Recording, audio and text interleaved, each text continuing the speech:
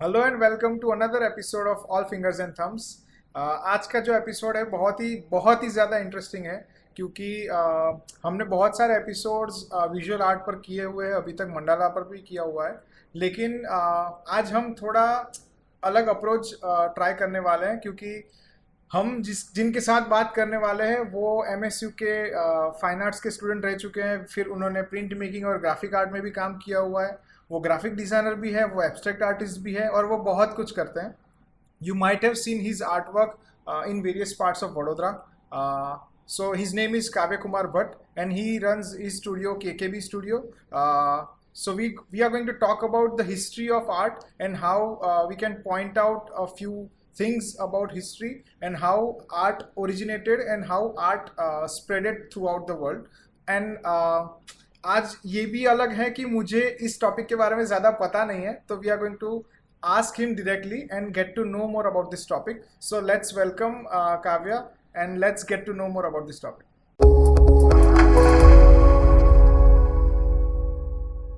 हमने actually I have spent a lot of time with him and I've asked various questions and I got to know more about abstract art in general. So I was quite intrigued और मुझे फिर लगा कि क्यों ना हम history से बात स्टार्ट करते हैं। मैंने पहले तो ऐसे ही सोचा था कि हम एब्स्ट्रैक्ट आर्ट के बारे में बात करेंगे, लेकिन जैसे ही मैंने थोड़े क्वेश्चन इनको भेजे तो इनको लगा कि इतना is not going to be enough, तो हमें हिस्ट्री में जाके बात करनी ही पड़ेगी। तो फिर सोचा कि क्यों ना 2 एपिसोड की सीरीज़ बनाए। तो this will be the first episode जहाँ पर हम हिस्ट्री ऑफ आर्ट के बारे में बात करेंगे, और जो सेकंड एपिसोड होगा जिसमें इनकी जर्नी ज़्यादा होगी और इनका जो आर्ट फॉर्म है, जो जो एब्स्ट्रैक्ट आर्ट वो बनाते हैं, उनके बारे में ज़्यादा जानेंगे हम। तो if we go back to history, can we point out particular time और particular period that we can say कि यहाँ से ओरिजिन हुआ आर्ट का, या फिर यहाँ से इसकी वजह से this was the event through which art started spreading. And that's why मेरे को व्हाट्सएप पे लिखना पड़ा कि हमको बहुत लंबा जर्नी करना पड़ेगा because before I answer, like just to add to your point, कि जब हमने बातचीत शुरू की तो बात ये हुई थी कि भाई एब्स्ट्रैक्ट आर्ट इतना महंगा क्यों है, या फिर इतना हाइप क्यों है, या फिर एब्स्ट्रैक्ट आर्ट को इतना बढ़ावा क्यों दिया जाता है कंपेयर टू ट्रेडिशनल। तो वही चीज़ है कि वो मैं एक सीधा आंसर दे सकता हूँ, पर फिर वही चीज़ है कि कन्फ्यूज़न ज़्यादा होगी। तो अब now let's get back to the question. तो can we pinpoint? We can, archeologically we can, के केवमैन एरा से केव पेंटिंग्स जो है आपको भीमबेटका में भी मिल जाएगी, आपको मध्य प्रदेश में भी आप जाओगे आपको मिल जाएंगी। तो वो एक बिगिनिंग पॉइंट है आर्ट का, जिसको आप फिजिकली जाके देख सकते हो। पर आर्ट एज ए कॉन्सेप्ट बहुत लेट डेवलप हुआ, क्योंकि एक चीज़ होता है कि उनके लिए आर्ट का पर्पस क्या था। तो केवमैन एरा जो है, या फिर आयरन एज एरा जो है, प्री हिस्टोरिक एरा, तो प्री हिस्टोरिक भी इसलिए बोलते हैं क्योंकि it's before history as a concept started. तो हिस्ट्री का किसी ने सोचा कि हाँ हिस्ट्री होती क्या, उससे पहला का आर्ट है वो, तो उसका देखने का नज़रिया ही अलग है। तो उनके लिए आर्ट ये नहीं था कि कुछ सुंदर दिखा उन्होंने बना दिया, उनके लिए आर्ट उनकी ज़िंदगी का एक हिस्सा था, उनका एक जीवन शैली था कि if they hunt something they record it, if they do something they have to record it, and for them it was something that they recorded. But now with more studies we have discovered कि वो उनके लिए बहुत sacred था। तो एक religious purpose join हो गया था उनके आर्ट से।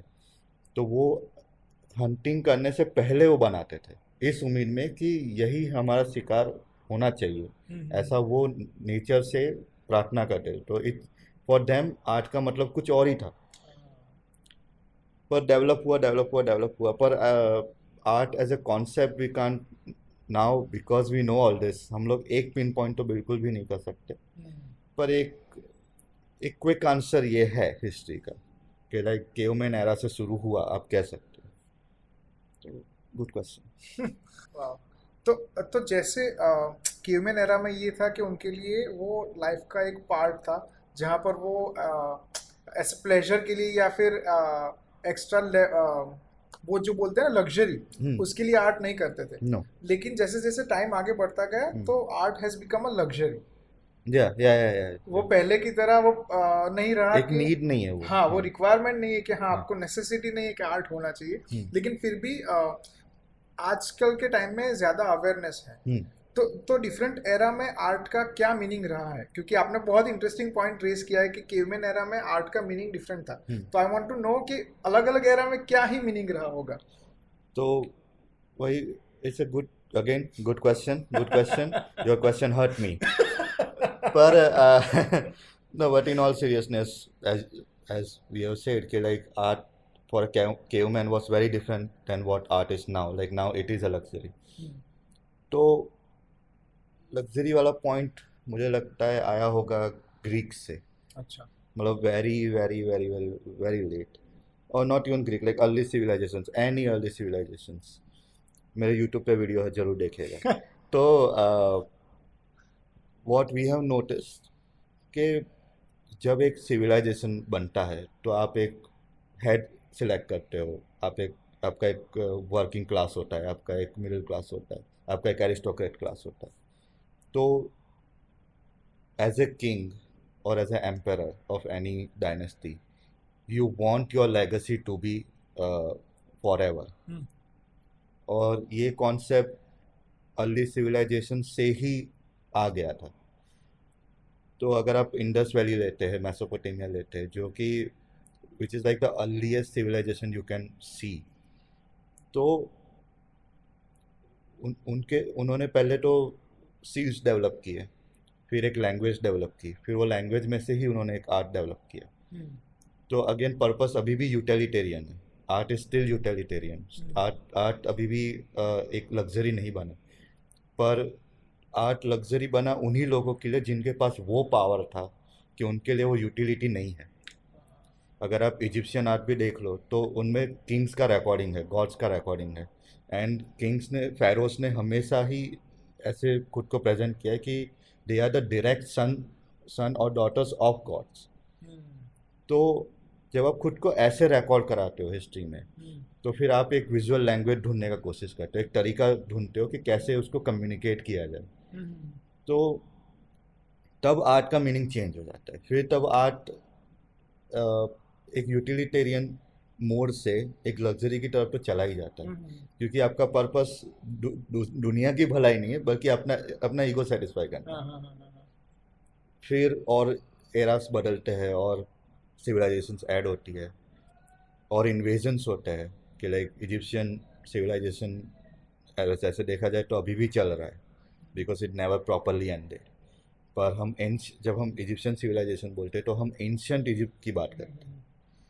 तो फिर रोमन्स भी आते हैं, ग्रीक्स भी आते हैं, तो बहुत सारे एरास, बहुत सारे सिविलाइजेशन एक दूसरे से इंटरेक्ट कर रहे हैं शुरू से। लाइक इंडस वैली में और मैसोपोटामिया में ट्रेड था, उसके प्रूफ्स है। Even Mesopotamia has trading relationship with Egypt. तो उनके रिकॉर्ड्स में पता चलता है कि कहीं ना कहीं तो एक दूसरे के आर्ट से, आइडियाज से लोग इन्फ्लुएंस होते हैं, कल्चर्स इन्फ्लुएंस होती है। पर जब एक एरिस्टोक्रेटिक क्लास बनता है, जब एक हायर क्लास बनता है, तब आर्ट के पर्पसेस चेंज होते हैं। And Egyptian era is the most interesting to see, क्योंकि इजिप्शियन एरा में आपको फर्नीचर डिज़ाइन मिल जाएगा। अच्छा। तो it's crazy, like because they had access to water of Nile and papyrus के trees, palm trees, तो they had access to make stuff। तो aristocratic class जहाँ पे ज्वेलरी बनवा रहा है, रूरल्स बनवा रहे हैं, मंदिर बनवा रहे हैं, वहीं पे एक मिडिल और एक लोअर क्लास है, स्क्राइब्स कहते हैं उनको। तो फिर वो फर्नीचर्स बना रहे हैं, वो टूल्स बना रहे हैं। तो एक एक art has always been in the middle of need and luxury. जो आपके नीड पे डिपेंड करता है आपका आर्ट क्या है। फिर हम स्टीरियोटिपिकल आइडिया पे चले जाते हैं कि व्हाट शुड आर्ट बी। तो एक होता है आर्ट, मतलब लोग बोले हाँ पेंटिंग है, पोर्ट्रेट है तो वो आर्ट है, मतलब 2D सरफेस पे कुछ है तो वो आर्ट है, स्कल्पचर है तो वो आर्ट है। पर माई पॉइंट इज, और what I love about art is कि art is everything. Your mic is an art. किसी ने दिमाग लगाया है, कुछ सोचा है कि इसको ऐसे लगाएंगे, ऐसे दिखना चाहिए, ऐसा उसका विजुअल प्रेजेंटेशन होना चाहिए, कि यूज़र को तो अच्छा लगे ही, पर देखने में भी अच्छा लगे। तो तो वो फिलोसॉफी तो बहुत लेट आई। हम लोग अभी तक, आई वुड से हम लोग अभी तक फर्स्ट बीसी में अटके हुए हैं। And this idea of like art is everything was not taken seriously till 40s, 30s and 40s. So it's a huge jump. But art depends on a person's perspective. तो may be जो portraits और self portraits का obsession था, Hmm. जो पहले के जो Kings Hmm. थे उन Hmm. सब में, तो Hmm. मे बी उसका रीज़न ये भी था ना कि वो दे हैड एक्सेस, Hmm. और वो अपना ईगो सेटिस्फाई करने के लिए अपना पोर्ट्रेट्स और सब बना के Yeah. तो कभी ऐसा हुआ है हिस्ट्री में कि आर्ट को ऐसे टूल यूज़ किया हो टू स्टार्ट अ वॉर और to make peace with two countries और two states? Oh. Again, before I begin, I am not a historian. I am a certified artist. I am not a certified historian. Degree है अपन के पास. But so whatever I say, please take it with a pinch of salt and please do your own research. मैं मेरे research से बोल रहा हूँ, पर again research सबका अलग अलग हो सकता है, so please check your sources, don't at me अगर मैं कुछ गलत बोल दूँ तो। Thank you. It has happen and thing is, मेरे से ज़्यादा अच्छा आंसर वो लोग दे पाएंगे जो अभी म्यूजियम्स में काम कर रहे हैं। There are few shout outs I would love to give. Museum of Goa is doing a good job. Turk is doing a good job. Saffron Art is doing a good job. तो saffron art का Instagram आप follow कर सकते हो, Turk का आप follow कर सकते हो, DAG which is Delhi art gallery, उनका आप फॉलो कर सकते हो। तो यू हैव दिस इंस्टीट्यूशंस जो रिसर्च कर रही है अभी, तो they always post something interesting. तो दे आर मैनी रिसर्चर्स। एक का नाम मैं थोड़ा यूज़र नेम शायद गड़बड़ कर दूँ, राना आयूब नाम है, पर I send you the link, please उनको आप फॉलो कीजिए। She is an amazing art historian, और अभी she is working on Mughal temples right now. Mughal temples? या like the temples created by Mughals? Mughals, okay. Mughal के दरबार में या मुगल एरा में। तो like it's very interesting study. Uma Nair is a good curator to follow. She always posts contemporary artist and stuff. So you have all these artists. Now back to your question. Sorry, थोड़ा भावनाओं में बह गया था मैं। तो yes, it has happened to start war, and the key word here is propaganda. So art has always been a tool of the people who commission, and art artist तो अपने फ्रीडम से बनाता है, and you can C since Rajasthan miniature में भी आप देख सकते हो, उससे पहले के एरा में भी आप देख सकते हो कि आर्टिस्ट अपने लिए आर्ट बनाता है, but they call him study. तो जो राज दरबार होते हैं, उनके दरबार के अंदर एक आर्ट स्कूल होता है। That's why we have Kangra school, Jaipur school, we have Rajasthan schools of miniature, because वो कांगड़ा एक रीजन है, तो उसके राजा के अंदर जितने भी आर्टिस्ट थे उन्होंने अपनी एक स्टाइल डेवलप की। That's why called Kangra school. तो एक हेड पेंटर होता है और उसके अंदर सारे डिसाइपल्स होते हैं। अब आप अकबर का भी, अकबर बीरबल की भी आप कहानियाँ सुनते हो, तो उसमें भी आप देखते हो कि एक हेड आर्टिस्ट होता है, उसके अंदर सारे आर्टिस्ट होते हैं। तो हेड आर्ट, एक कमीशन आया, हेड आर्टिस्ट ने सब आर्टिस्ट को बिठाया, एक स्टाइल तय हुआ, एक लेआउट तय हुआ, सबने प्रोडक्शन शुरू कर दिया।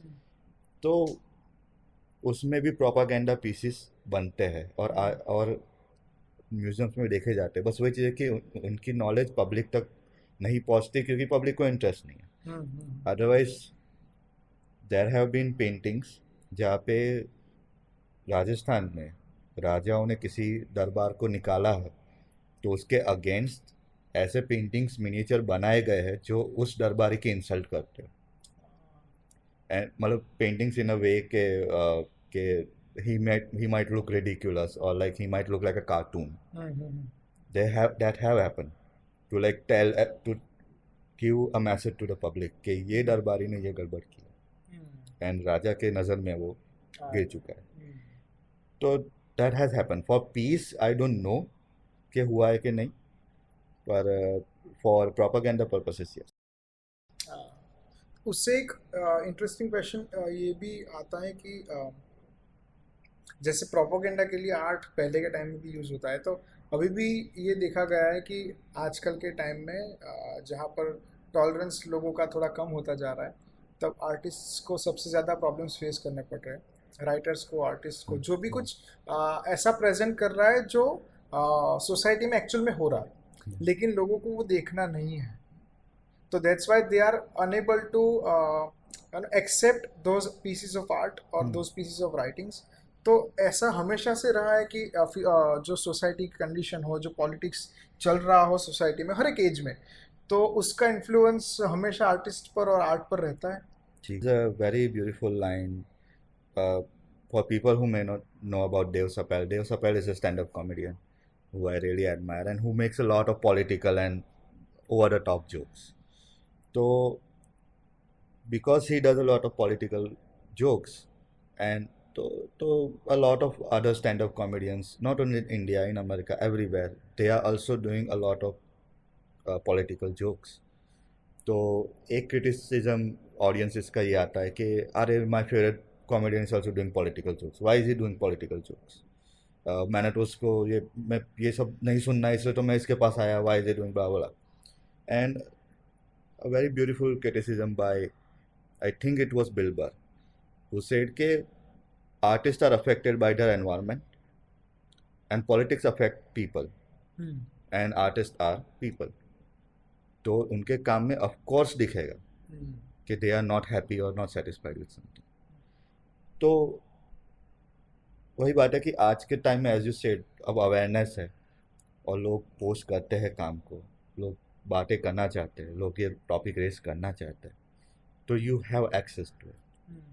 Otherwise back in the day as you said अगर प्रोपागेंडा हो सकता है तो सेंसरशिप भी हो सकती है, and censorship is very easy to imply, और हम आज भी देखते हैं। I don't want to open that Pandora's box, maybe some other time, maybe मैं थोड़ा ऐसा मास्क वास्क लगा के आऊँगा, ऐसे आइडेंटिटी हाइड करके आऊँगा, तब हम बात ऑडियो फॉर्म में करेंगे। वो पॉडकास्ट करेंगे जहाँ पर हमारी शक्ल ना दिखे। हाँ, और मैं बोलूँगा कि मैं बैंक्सी का भाई हूँ, गैंग्स की, अच्छा। मैं ऐसा कुछ बोल दूंगा। That's when we can talk a lot more on this. पर अगर प्रोपागेंडा एग्जिस्ट करता है तो सेंसरशिप भी एग्जिस्ट करती है, and it has always been that वे।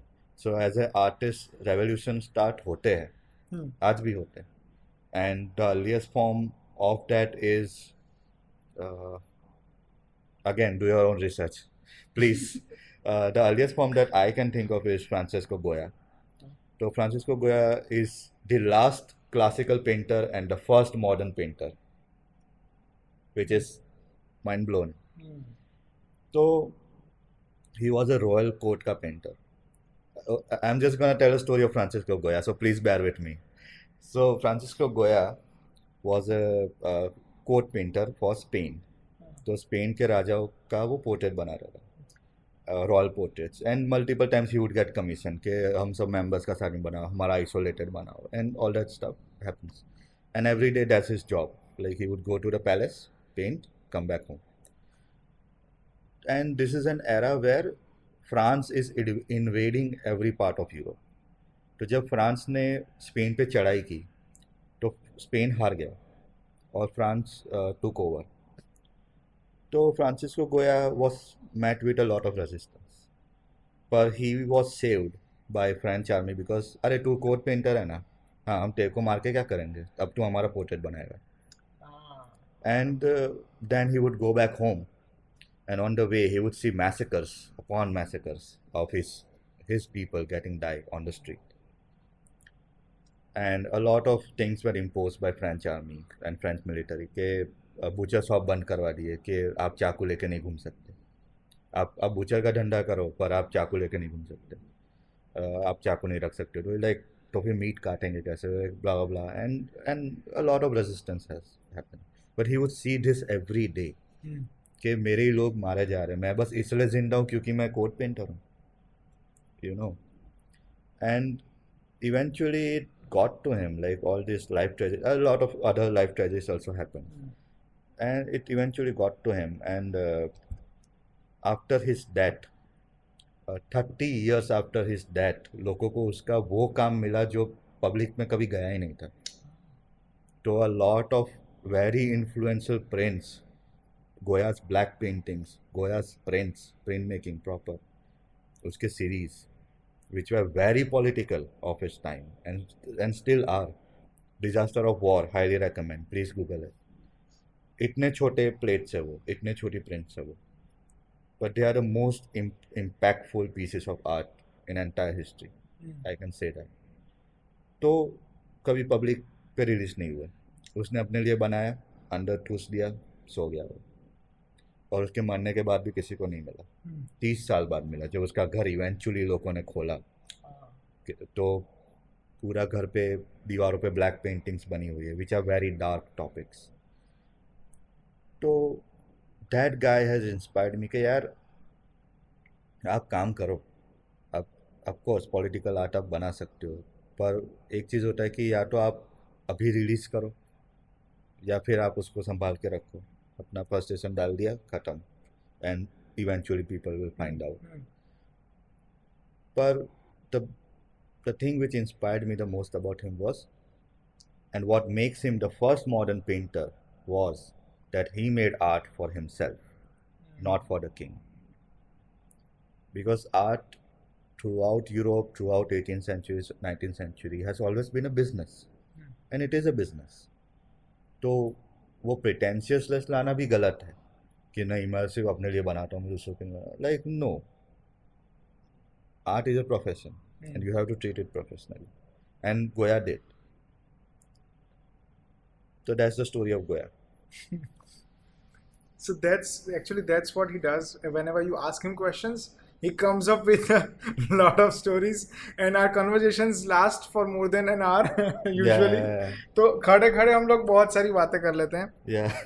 तो अभी आपने जो गोया की बात की, मुझे उससे दो चीज़ें ये भी दिमाग में आती है कि हम किसी मतलब ऐसे मेन स्ट्रीम हो गए ना, कोई बहुत ही कम पेंटर्स हैं या बहुत ही कम आर्टिस्ट हैं जो मेन स्ट्रीम हो चुके हैं हिस्ट्री में, जैसे पाब्लो पिकासो, जैसे Leonardo da Vinci is one of the most mysterious personalities ever existed, क्योंकि वो बहुत सारी चीज़ों में उनका कंट्रीब्यूशन रहा है। तो लेकिन उनका जो एक पोर्ट्रेट है Mona Lisa, that became very famous, और उसकी भी अलग से एक हिस्ट्री है। तो मुझे ये क्वेश्चन हमेशा से रहता है कि क्यों बहुत ही ऐसे मतलब गिने चुने आर्टिस्ट कैसे मतलब फेमस हो जाते हैं, ऐसा क्या? what makes hype culture? that is a good question, and that is a question which public को पता चलना चाहिए कि ऐसा क्यों होता है। देखो main stream, okay, first of all nothing against mainstream artists, nothing against hype You're culture. putting up a lot of disclaimers today. I have to I have to nothing against them, because देखो यार, as a artist of course you want to reach somewhere, like profession है यार, मतलब एक level पे तो पहुंचना चाहते हैं, पर कोई चीज़ हाइप क्यों होती है, कोई चीज़ दूसरी चीज़ों से ज़्यादा फेमस क्यों होती है, वो that is also a very interesting area to study. And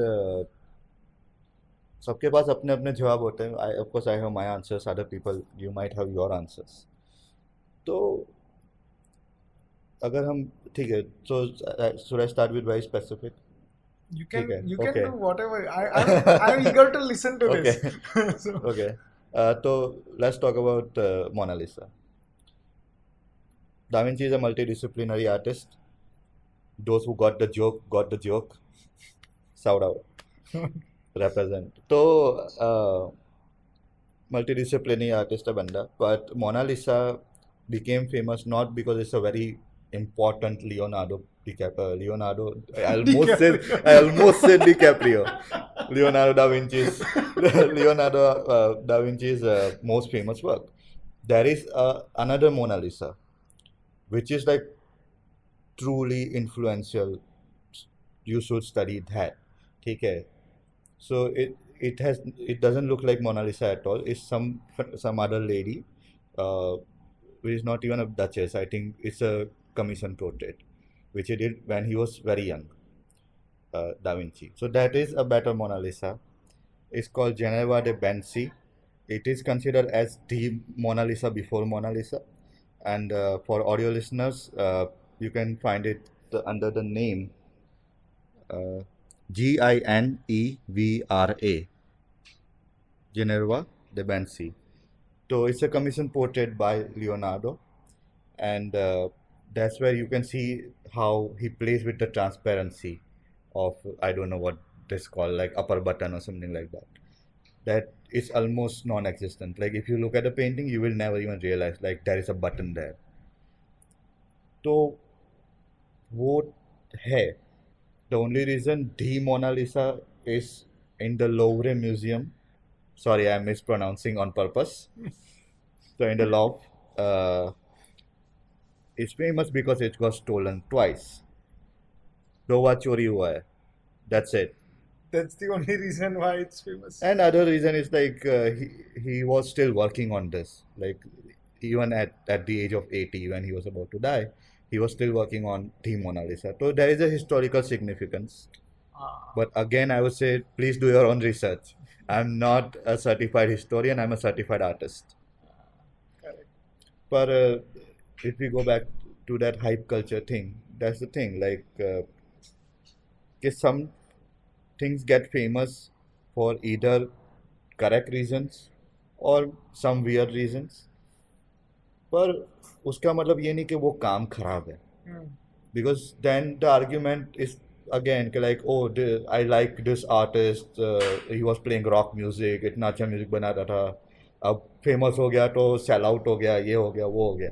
And it's like, no, because you create a paradox कि you want them to succeed, and then as soon as they succeed you just sit on them. Like that's not nice. So as an audience even you have to understand कि आप artist से क्या expect करते हो, और as a audience आपका भी एक रिस्पॉन्सिबिलिटी है.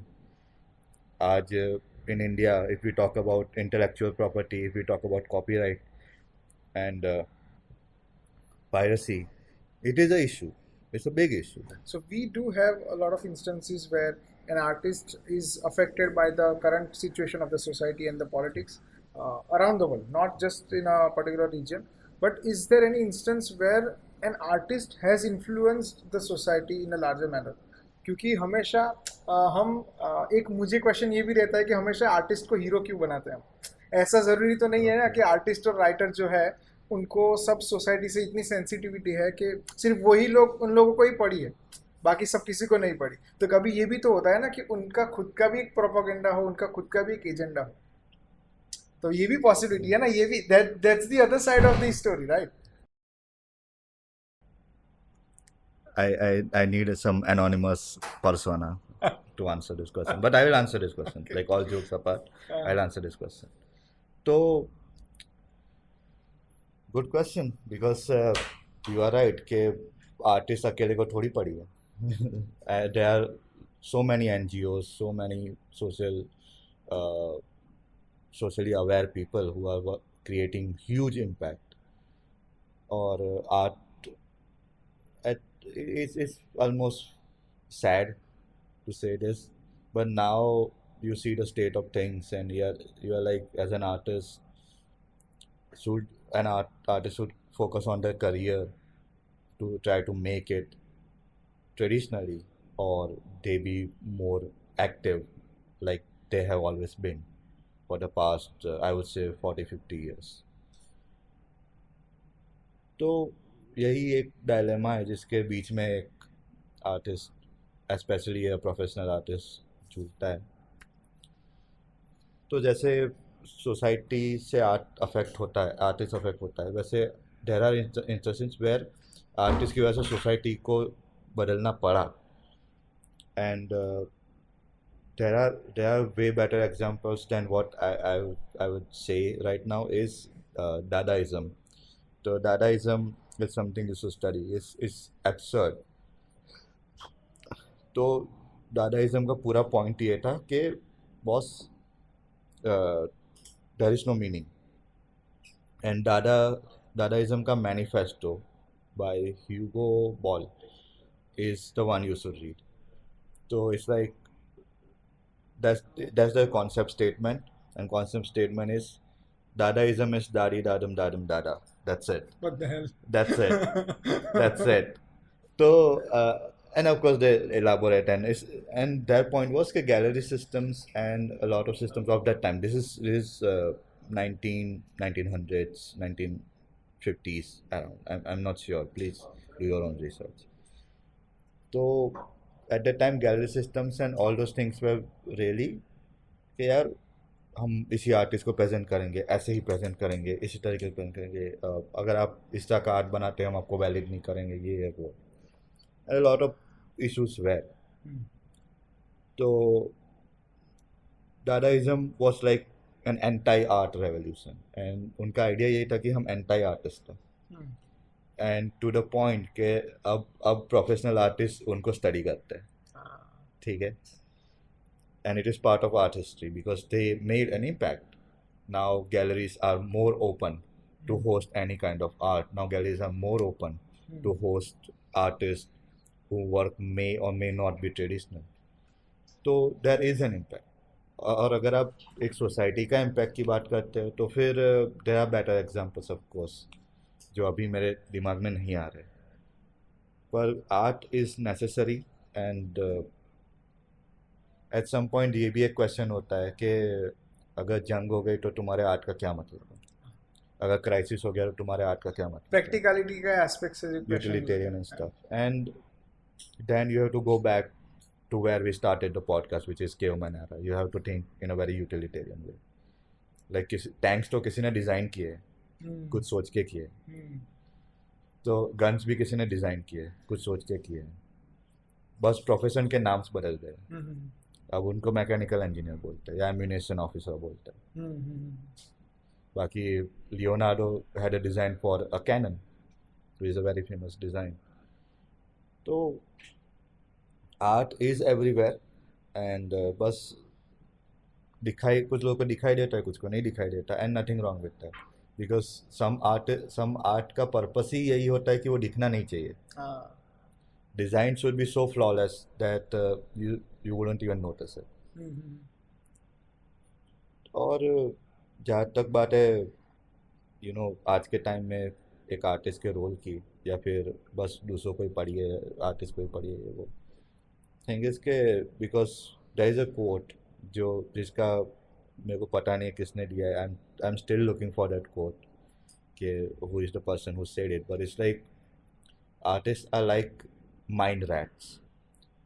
तो जब माइंड खोदी जाती है तब एक चूहे को अंदर भेजा जाता है, अगर चूहा एक लिमिट के बाद वापस आ जाता है इसका मतलब है कि माइंड में कोई गैस है जिसको पहले इशू सॉल्व करना पड़ेगा, तभी हम आगे खोद पाएंगे, नहीं तो नहीं खोद पाएंगे. अगर कहीं से एमोनियम रिलीज हो रहा है गुफा के अंदर तो फिर वो चूहे को पहले पता चलेगा. तो उसी तरह artist are mind rest for society कि अगर कोई इशू है पहले उन्हीं को पता चलेगा because they are so involve. तो फिर लोगों के ऊपर है कि वो सुनते हैं कि नहीं सुनते हैं.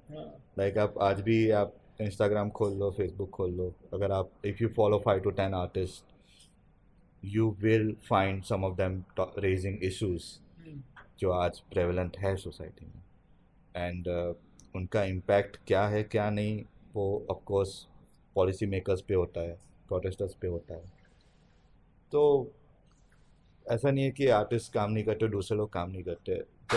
Social issues are so different from an artist who just paints. तो उसका मतलब ये नहीं कि वो एज ए इंसान अफेक्टेड नहीं है. तो they are trying their best, NGOs are trying their best, everybody is trying their best.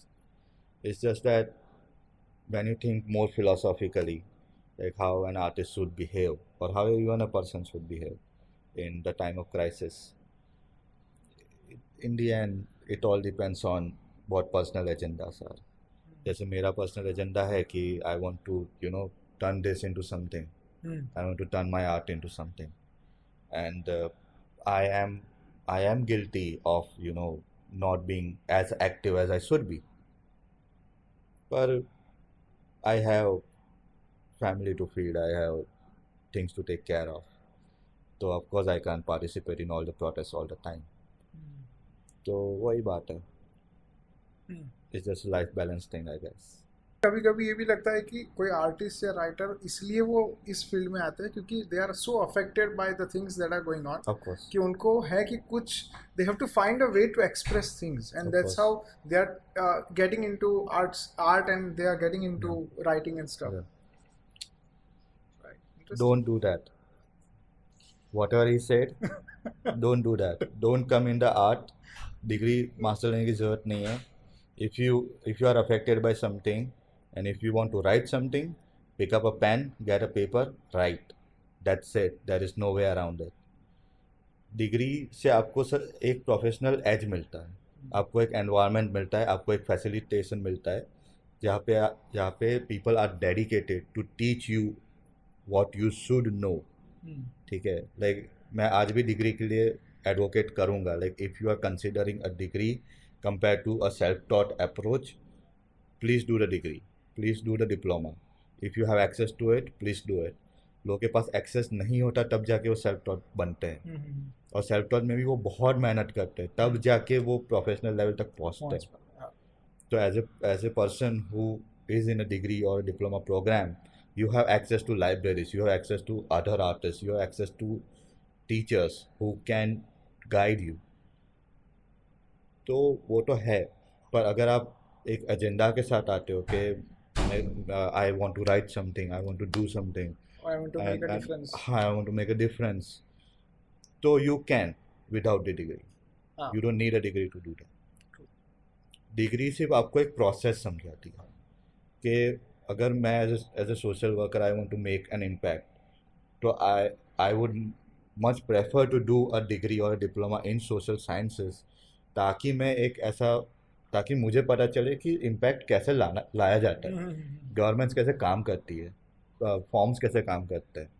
तो वो प्रोसेस जानना ज़रूरी है. If you want to make a true impact, आप बस जाके चिल्ला नहीं सकते हो. There should be a policy, और वो हर प्रोटेस्टर के पास होती है.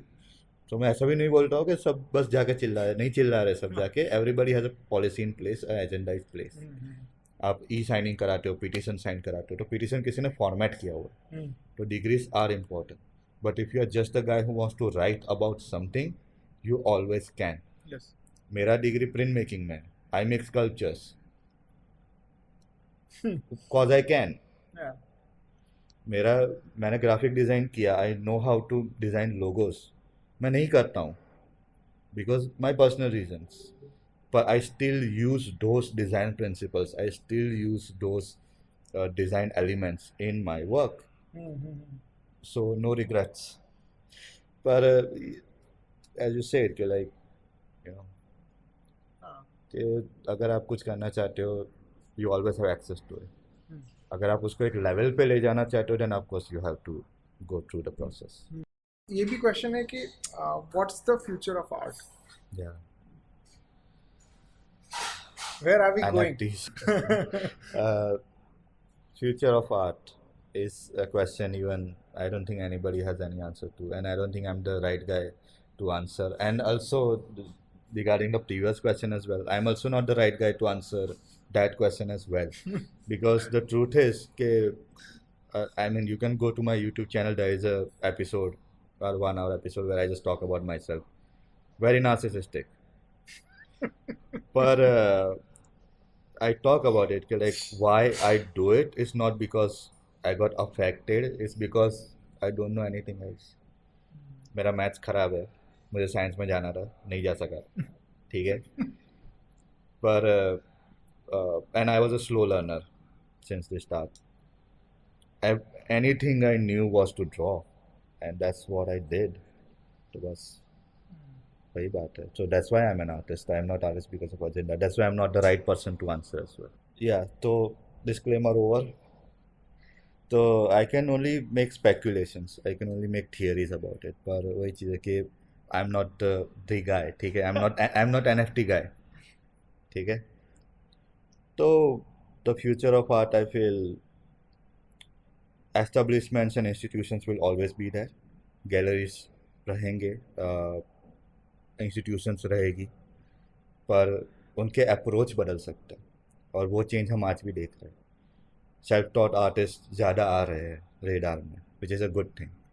and galleries are being more open to the idea कि अगर एक आर्टिस्ट के पास एक स्ट्रॉन्ग कॉन्सेप्ट है, एक सोलो शो हो या फिर ग्रुप शो हो, अब शोज ऐसे नहीं रहे कि बस आप काम लेके आए, लगा दिया, ख़त्म.